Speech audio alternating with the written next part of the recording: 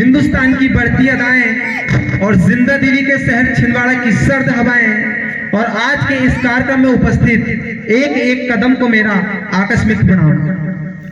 सम्मानीय मंच और उपस्थित गणमान्य व्यक्ति, प्यारे बच्चों और देश पर छली हुए कलहिजों पर मलहम रखने की एकमात्र उम्मीद मेरे प्यारे युवा साथियों, आप सभी को 76वें गणतंत्र दिवस की ढेर सारी शुभकामनाएं। मैं आनंद वर्मा आज के इस गणतंत्र दिवस के अवसर पर आप सभी के बीच देश प्रेम और राष्ट्र निर्माण पर कुछ विचार साझा करना चाहता हूं। आजादी का सही मतलब वही समझ सकता है जिसने कभी गुलामी की हो। हम सौभाग्यशाली हैं कि हमने स्वतंत्र भारत में जन्म लिया। यूं तो आजादी की लौ 1857 में ही चल चुकी थी, जो बरसाल बनकर हमें 1947 में आजाद करवाई। प्राचीन, मध्यकालीन और वर्तमान भारत का उदाहरण से स्पष्ट करना चाहूंगा कि जब हम फिरंगियों के फेरे में फंसे थे तो रंगदे बसंती की आवाज से टोलों के टोले उमड़ आया करते थे और वंदे मातरम के नारों से पूरा खून में आने वाला उबाल अंग्रेज शासकों की जड़ों में तूफान लाया करता था। लोग मर जाते थे, मिट जाते थे, फांसी चढ़ जाते थे। लोग मर जाते थे, मिट जाते थे, फांसी पर चढ़ जाते थे, तो वो भी अपनी देशभक्ति साबित कर रहे होते थे।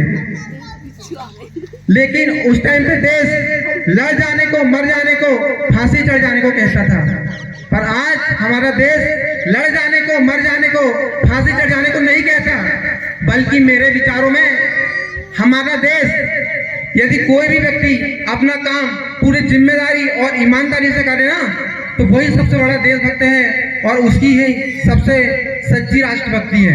अपने परिवार, अपने समाज और अपने देश के लिए समर्पण का भाव है देशभक्ति।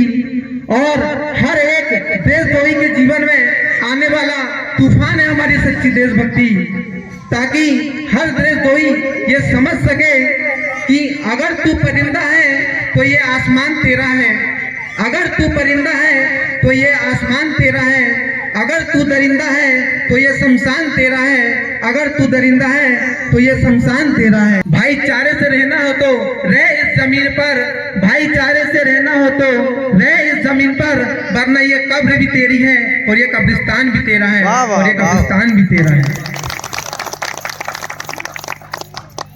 लेकिन हमारी देशभक्ति तब आहत होती है जब हमारा युवा साइकिल स्टैंडों में और बस स्टैंडों में रहकर और अपने दोस्तों के साथ गप्पेबाजियों की गपोरिया प्रवृत्ति में अपनी शान समझते हैं और अपने बहुमूल्य समय को गवाया करते हैं।